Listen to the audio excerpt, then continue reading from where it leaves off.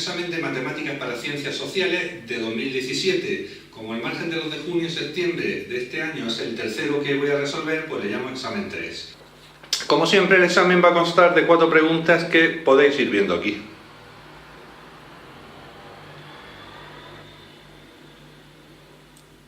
Bien, dicho esto, vamos a empezar con el primer ejercicio. En él se nos dan una serie de inecuaciones y, en primer lugar, en un apartado A se nos pregunta si el punto 11,2,8 pertenece a la región óptima.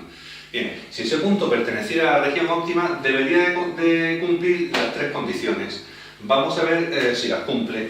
La primera condición, solo tengo que sustituir x por 1,1 e y por 2,8. En ese caso tendré 2,8 es menor o igual que 2 por 1,1, que es 2,2, más 1. Es decir, 2,8 es menor o igual que 3,2. Condición cierta, luego esta sí que la cumple.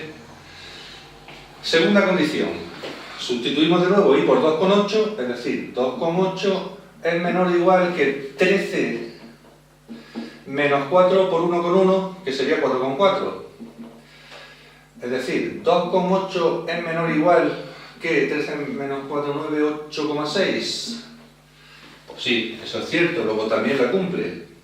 De momento vamos bien, vamos a ver la tercera. 1,1, es decir, x es mayor o igual que 4 menos 2,8. Es decir, 1,1 es mayor o igual 4 menos 2,8 es 1,2. ¿Qué 1,2? Pues no, eso es falso. Por poco, pero es falso, por lo cual esta condición no se cumple. Falla aquí. Ya podemos concluir que el punto 1,1,2,8 no pertenece a la región óptima. En un apartado B se nos pide en qué puntos alcanza la función objetivo aquella, menos 3x más 1,5y, los extremos relativos y qué valor alcanzan. Para ello vamos a representar en primer lugar las restas correspondientes a tomar el igual en cada una de estas inecuaciones. Le voy a llamar recta R a la primera, recta S a la segunda y recta T a la tercera. Las copio y empezamos a representar. Bueno, pues ya le he llamado recta R a la primera, que aquí tengo su ecuación con el igual, recta S a la segunda, recta T a la tercera, y lo que voy a hacer es tomar un par de puntos de cada una de ellas para poder representarlas. Por ejemplo, de la recta R, de esta de aquí, si x vale 0, y valdría 0 más 1, 1. Si x vale, por ejemplo, 3, y valdría 2 por 3, 6, más 1, 7. Punto 0, 1 y 3, 7 lo representamos. Aquí tenemos el punto 0, 1 y el 3, 7, los unimos con la regla y tendremos perfectamente representada la recta R. Con respecto a la recta S, tomamos, se me ocurre, por ejemplo, si x vale 1 y sería 13 menos 4, 9, y si x vale 3 y sería 13 menos 4 por 3, 13 menos 12, 1. Tomamos punto 1, 9 y punto 3, 1. Bueno, aquí tenemos los puntos 1, 9 y 3, 1, los uno con la regla, y ya tendré representada la recta S. Hacemos lo mismo con la recta T.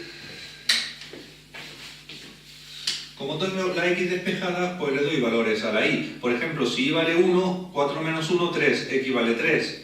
Si Y vale menos 2, se me ocurre, por ejemplo, tendré que X será igual a 4 menos 2, es decir, 4 más 2, 6. Bien, ya tenemos aquí los puntos 6 menos 2, que sería este, y 3, 1, que sería ese. Si los uno, tendremos representada perfectamente la recta T. Y la vamos a hacer en este caso en rojo. Perfecto. Recta T. Ya tenemos representadas las 3 rectas. Lo que tenemos que hacer ahora es ver qué semiplano de cada una de las rectas tenemos que tomar. Es decir, por ejemplo, la recta S, tendríamos que tomar el semiplano que hay por aquí o el que está por debajo. Eso se hace mirándolo en la inecuación. Tomo un punto que no pertenezca a la recta. Por ejemplo, el origen de coordenadas lo voy a tomar para las 3 porque no pertenece para ninguna. Entonces, el punto 0, 0. Sustituyo x por 0, y por 0 aquí. Eso me daría la siguiente condición. 0 es menor o igual que 2 por 0, nada, más 1.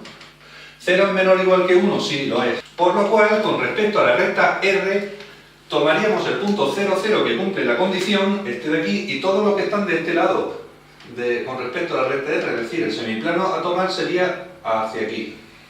Hacemos lo mismo con la recta S. Tomo el punto 0, 0 que no pertenece a la recta, por eso lo puedo tomar, entonces sustituyo en esta inecuación. ¿0 es menor o igual que 13? Pues sí, como cumple la condición, tanto el punto 0, 0 como todos los que están de este lado de S la cumplirán. La cosa va para allá. Y análogamente haremos con la recta t. La recta t, tomamos el punto 0, 0 que tampoco pertenece, nos fijamos aquí, 0 es mayor o igual que 4 menos 0, es decir, 0 es mayor o igual que 4, no, eso no es cierto. Por lo cual, con respecto a la recta t, ni el punto 0, 0 ni todos los que están de este lado cumplirían la condición. Es decir, el semiplano a tomar sería el que está apuntando para arriba con respecto de t. Ello nos da que la región óptima, la que cumple las tres condiciones, sería esta de aquí. La voy a señalar en negro. Esta sería la región óptima. Toda esta de aquí. Le vamos a poner nombre a los vértices A, B y C. Y tenemos que calcular esos vértices. Borro esto de aquí y empezamos con el cálculo de los vértices. Bueno, he hecho este cuadro que vamos a intentar rellenar. Entonces, para calcular las coordenadas del vértice A, ¿cómo lo vamos a hacer? Pues me fijo que el vértice A surge de la intersección de la recta, esta de aquí, que es la recta T, con la recta R, es decir, R intersección T. Es decir, sus coordenadas serán la solución del sistema formado por las ecuaciones de R, es decir, y igual a 2x más 1, y de T, que sería x igual a 4 menos y. Resuelvo el sistema, lo voy a hacer por sustitución ya que tengo la x aquí despejada, entonces y será igual a 2x, 2 por 4 menos y, más 1. Es decir, y será igual a 2 por 4, 8, menos 2y, más 1. El 2y pasa para allá, tendremos que 3y será igual a 9, por lo que y vale 3. Si y vale 3 me vengo aquí, y x será igual a 4 menos 3, es decir, x será igual a 1. Es decir, tengo el punto 1, 3, que sería el vértice A. Punto 1, 3. Bueno, con respecto al vértice B, podemos ver que surge de la intersección de la recta R y la recta S. Por lo cual, resolviendo el sistema formado por las ecuaciones de R, que es esta, y la de S, que es esta, obtendremos las coordenadas del vértice B. Lo voy a hacer por igualación en este caso. Entonces, 2x más 1 será igual a 13 menos 4x. Me llevo la x para allá, tendré 2x más 4x, que son 6x, y el 1 para acá restando, tendré 13 menos 1, 12. X será igual a 12 entre 6, que es 2. Con el valor de x me vengo aquí por ejemplo, y tendré que y es igual a 2 por 2, cambio x por 2, 4 más 1, 5. Y ya tengo las coordenadas del vértice B, 2, 5, más o menos como nos ha salido en el dibujo. 2, 5. En lo relativo al vértice C podemos observar que surge de la intersección de las rectas S y T. Es decir, sus coordenadas serán la solución del sistema formado por las ecuaciones de S y de T, porque es el único punto del plano que cumple simultáneamente esas dos ecuaciones. Lo voy a hacer por sustitución. Sustituyo aquí x por 4 menos y, tendré que y será igual a 13 menos 4 por x menos 4 por 4 menos y, multiplico por el paréntesis, y igual a 13 menos 16 menos por menos más 4y, me traigo aquí la y, esto sería menos 3, que me lo llevo allí sumando, esto sería 3, es decir, 13 menos 16 menos 3, que me lo llevo allí como 3, y la y pasa aquí restando, 4y menos y son 3y, con lo cual y igual a 1. Me vengo, por ejemplo, aquí y x será igual a 4 menos y, 4 menos 1, con lo cual x será igual a 3. Punto 3, 1 serían las coordenadas del vértice C. Punto 3, 1. Bien, ahora lo que nos queda es evaluar la función objetivo en cada uno de estos puntos.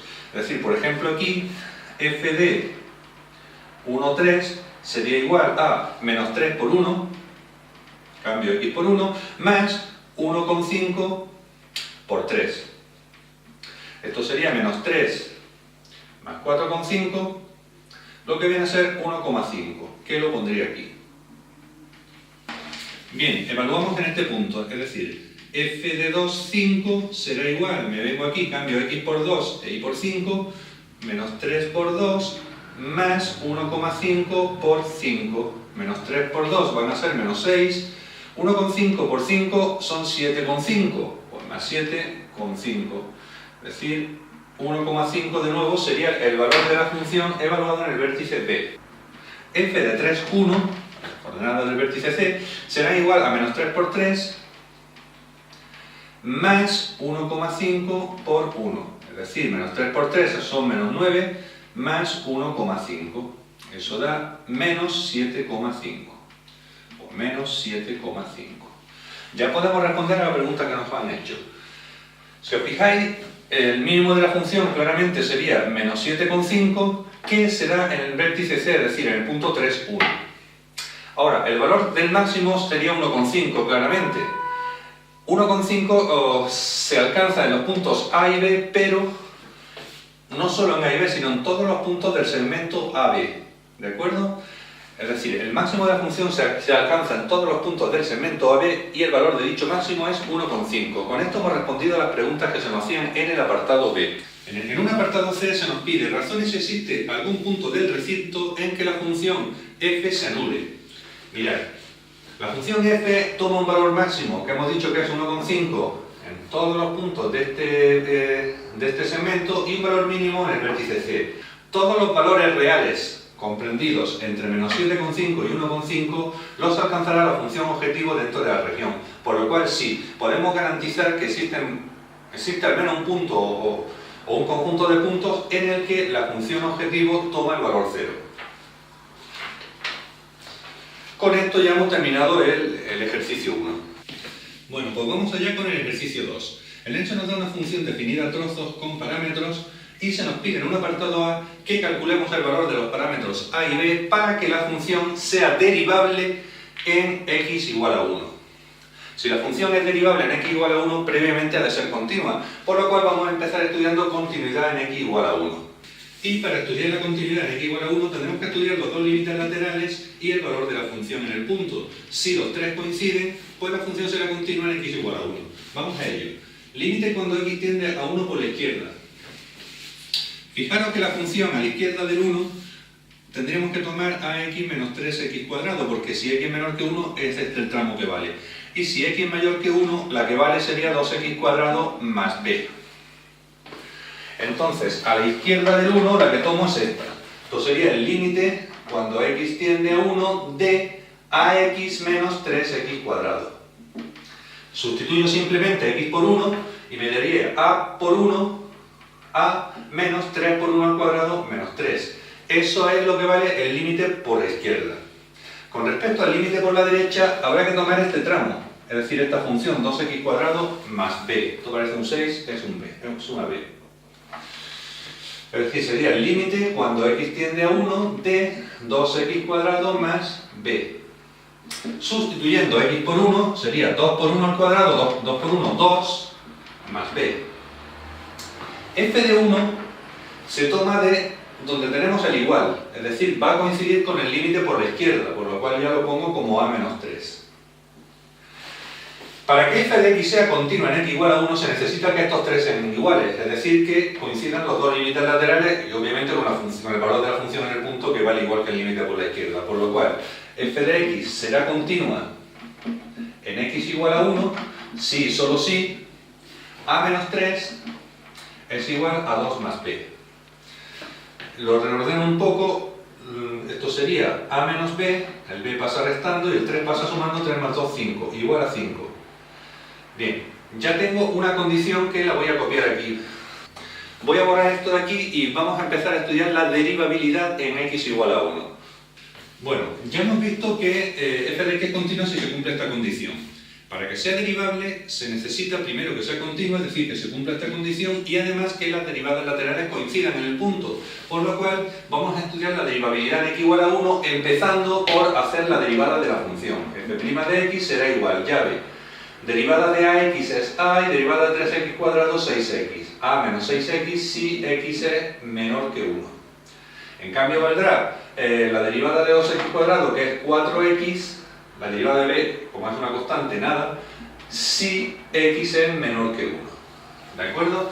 Cuando se hace la derivada, normalmente no se pone el igual porque no se sabe si es derivable. Entonces, depende del valor de a y b, será o no derivable, yo no puedo poner aquí un igual. Vamos a calcular las dos derivadas laterales. F' por la izquierda en 1 y f' por la derecha en 1. A la izquierda del 1, si x es menor que 1, es este el tramo que tengo que tomar. Es decir, sería a menos 6 por 1, es decir, a menos 6. A la derecha tendría que tomar este tramo, cambiando x por 1, sería 4 por 1, 4. Es decir, que las dos derivadas laterales coincidan implica que, o es equivalente a que, a menos 6 sea igual a 4, es decir, el 6 pasa sumando, 4 más 6, 10, que a igual a 10. Ojo, si a igual a 10, la función no tiene por qué ser derivable. Para que sea derivable, además se exige la continuidad. Es decir, f de x será derivable en x igual a 1 si y solo si primero es continua, es decir, a menos b sea igual a 5, si además de ser continua, las derivadas laterales coinciden, es decir, si a igual a 10. Es un sistema muy sencillo de resolver, sustituyo a por 10 y tendré que 10 menos b será igual a 5, el 5 pasa restando, 10 menos 5 será igual a b, con lo cual b vale 5. Y ya hemos resuelto el problema. Si a igual a 10 y b igual a 5, esa función será derivable en x igual a 1, que era lo que se nos pedía. Bueno, en un apartado B se nos pide que para a igual a 3 y b igual a menos 2, yo ya he sustituido tanto en f como en f' a por 3 y b por menos 2, me queda eso. Estudiamos la monotonía y la curvatura de f de x. Con respecto a la monotonía, se estudia con la derivada primera. En un punto donde la derivada primera sea positivo, la función será creciente, y donde sea negativa, la derivada primera será decreciente. Por lo cual, tenemos la función, voy a empezar aplicando esta condición, f' de x igual a 0, en los dos tramos. En el primer tramo tendremos 3 menos 6x igual a 0, es decir, 3 igual a 6x, el 6 pasa dividiendo, x igual a 3 sextos, es decir, simplificando, x igual a 1 medio.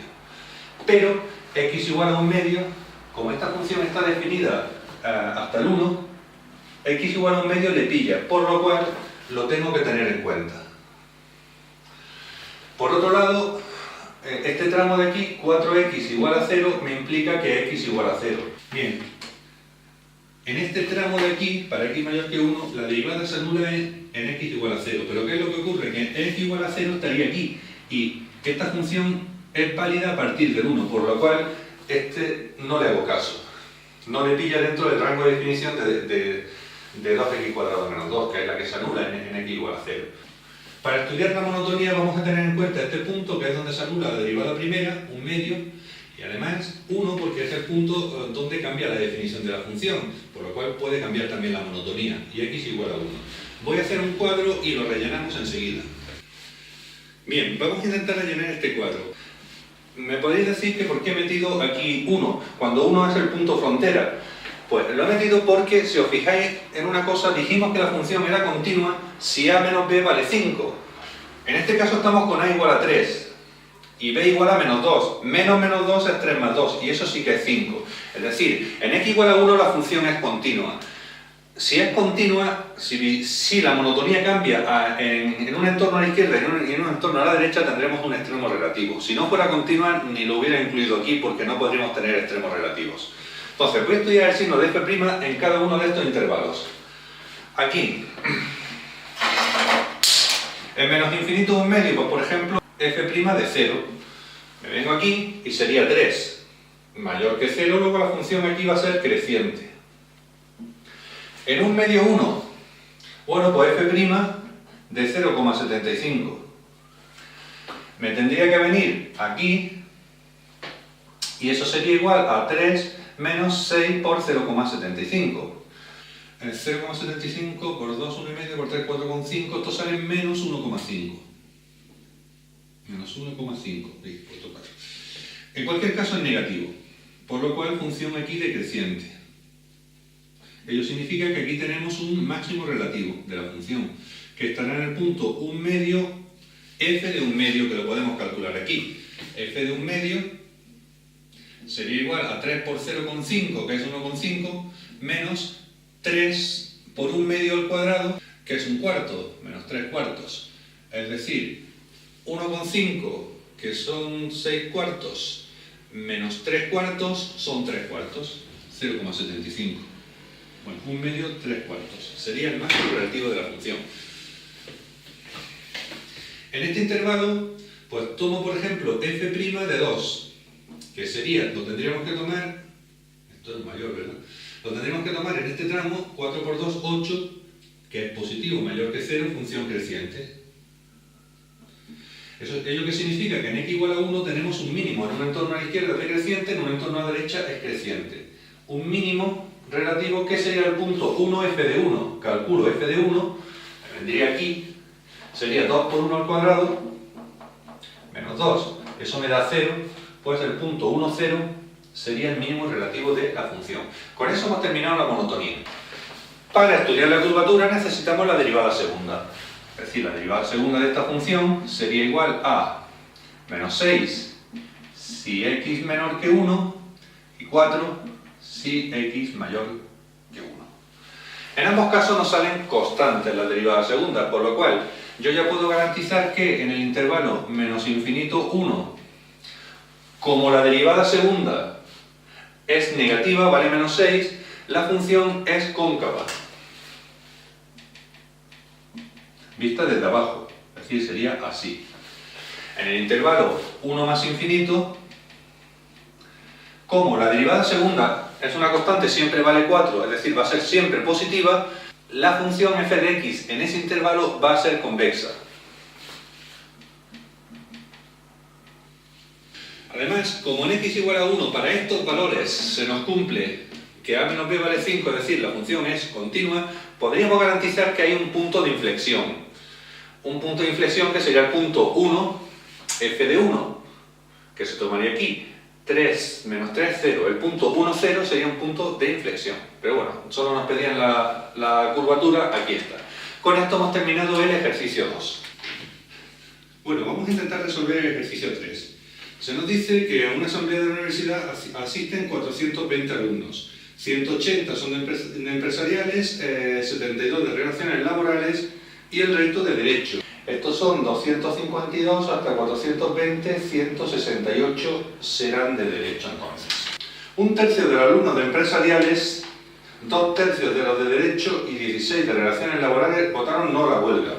Vale, 16 de relaciones laborales, un tercio de los de empresariales, un tercio de 180 son 60. Han votado no, ¿verdad?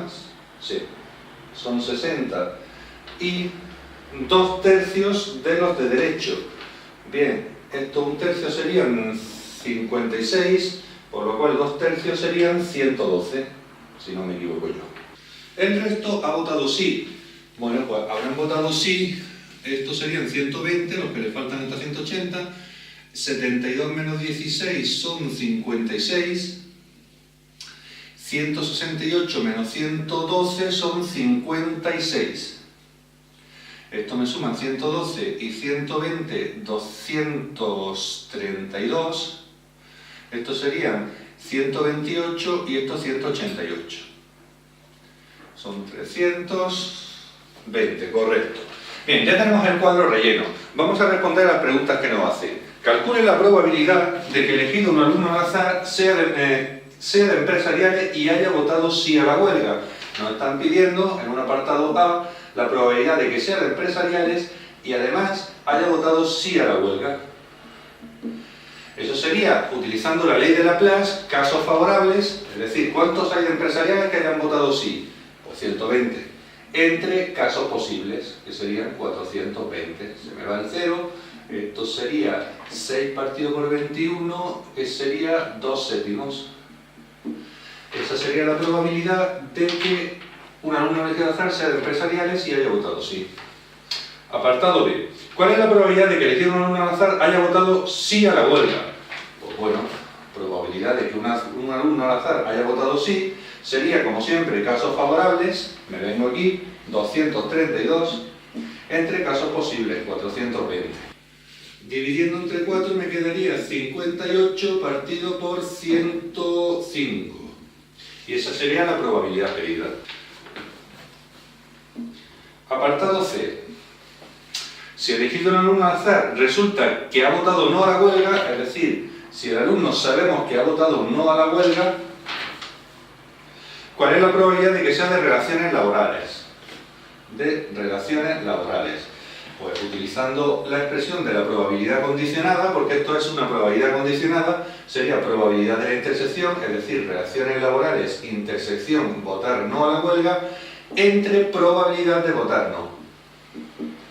Esto sería, vamos a calcularlo aparte, probabilidad de relaciones laborales, intersección no, sería casos favorables, en relaciones laborales hay 16 que han votado no, entre casos posibles, que serían 420. Esto sería 210, 105. 4 partido por 105, simplificando la fracción, lo ponemos aquí. Sería 4 partido por 105. Probabilidad de no, como tengo la probabilidad de sí, pues sabré que la probabilidad de no, que es el complementario, sería 1 menos la probabilidad de sí. Es decir, 1 menos 58 105avos. Esto sería 105, 5 menos 58, pues si no me equivoco, 47 105avos. 47 105avos. ¿Sí? 47, 85. Sí, está bien. Se nos dan los denominadores estos de aquí y me quedaría 4 partido por 47, que es la probabilidad pedida en el apartado C. Y como no hay nada más, con esto hemos terminado el ejercicio 3. Vamos a intentar resolver ya el ejercicio número 4. En este nos dice que el tiempo diario en horas que dedican los alumnos de una facultad a redes sociales sigue una ley normal con desviación típica 2 horas. Se toma una muestra aleatoria de 10 alumnos encontrándose que dedican todo este tiempo a redes sociales. Se nos pide un intervalo de confianza al 90% para el tiempo en horas que dedican los alumnos de esa facultad a las redes sociales. Es decir que, bueno, un intervalo de confianza lo tendríamos que calcular como x media menos z alfa medios por sigma dividido entre raíz cuadrada de n, punto y coma, lo mismo pero sumando z alfa medios sigma partido por raíz cuadrada de n. Tenemos que calcular varias cosas. En primer lugar, x media sería hacer la media de todos estos de aquí. Bien, yo ya me entretenía en hacer la x media, la calcularíamos sumando todos esos, es decir, 6,5 más 7 más puntos suspensivos hasta el último, más 6,5. Dividido entre el número de datos, que son 10. Esto suma, que lo acabo de hacer con la calculadora, 65, que entre 10 me da una media de 6,5. Bien, además de la media hay que calcular la z su alfa medios. Como nos dicen al 90%, yo lo voy a hacer así, hago 0,90 más 1 menos ese valor, menos 0,90 dividido entre 2. Eso me da 0,95. Le añado 2 ceros más para buscar esta probabilidad en la tabla.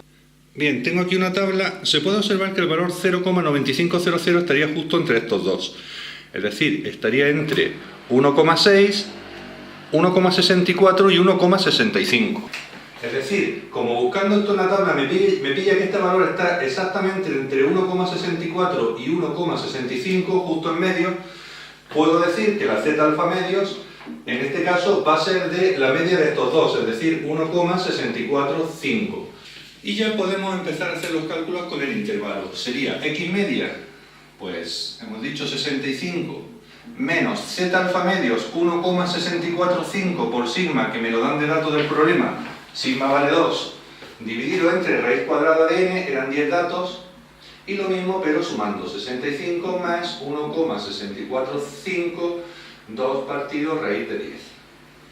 Bien, yo voy a calcular en la calculadora el error, esto de aquí, que es la misma cantidad que se resta o se suma aquí, aquí lo tendríamos también. Bien, aquí tengo la calculadora, el error, que me da 1,04. Lo que voy a hacer es guardarlo en la memoria. Eso se hace con la tecla esta, a ver si se ve, Stop, le doy Storage, tecla A, elijo una memoria de la A a la F, por ejemplo la tecla A, y ya lo tengo guardado en memoria. Aparece aquí, ¿verdad? Entonces, lo que hago es, como tendría que a x media restarle por un lado y sumarle por otro lado el error, hago lo siguiente, pongo la x media, 65, en primer lugar le restamos el error que se buscaría con la tecla alfa y donde lo guardé en A, alfa A, pues sería 65 menos el error. Le doy igual y ya tengo el extremo inferior de mi intervalo, 63,96. Redondeo 95 porque luego después del 5 viene un 9. Bien, para obtener el extremo a la derecha del intervalo, lo único que hago es cambio el menos por un más y eso me daría 66,04. 66,04 y ya tengo mi intervalo de confianza, en consecuencia respondido al apartado A del problema. En un apartado B se nos pide el tamaño muestral n con el mismo nivel de confianza, es decir, z alfa medio puedo seguir considerándola como 1,645 para que el error cometido sea a lo sumo de 0,1, sea inferior a 0,1. Entonces, como me están pidiendo el nivel de confianza para un determinado error, voy a poner aquí la fórmula del error. Es decir, el error hemos dicho que es esto de aquí, lo que se suma o se resta. Z alfa medio lo puedo poner así también, partido por sigma y dividido entre raíz cuadrada de n.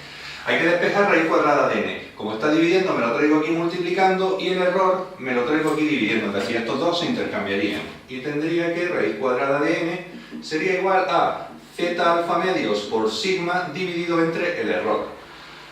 La raíz cuadrada me la traigo aquí como cuadrado y me quedaría algo así.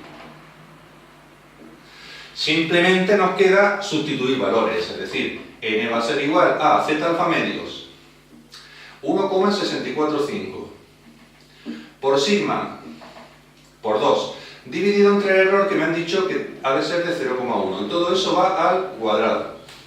Hacemos las cuentas con la calculadora. A mí esta cantidad me da exactamente 1082,41. ¿De acuerdo? Con esta cantidad que sale exacta, cometería un error clavadito de lo que me dicen, de 0,1, pero me dicen que el error tiene que ser inferior a 0,1. Como el error y el tamaño muestral son magnitudes inversamente proporcionales, esta está en el denominador, si yo esto lo redondeara para arriba y dijera 1083, es decir, al ser inversamente proporcionales, un incremento de esta supondría una disminución de esta. Por lo cual, siempre en este caso voy a redondear al alza, es decir, en este caso n será igual a 1083. Si yo hubiera redondeado a la baja, hubiera dicho 1082, al ser inverso, es decir, cometería un error superior a 0,1, y eso no es lo que me piden, el error ha de ser inferior a 0,1. Es decir, en este tipo de ejercicios siempre se redondea el tamaño muestral, la n, al alza. Con lo cual, n ya puedo decir que es 1083, y con esto hemos terminado el ejercicio 4 y en consecuencia el examen.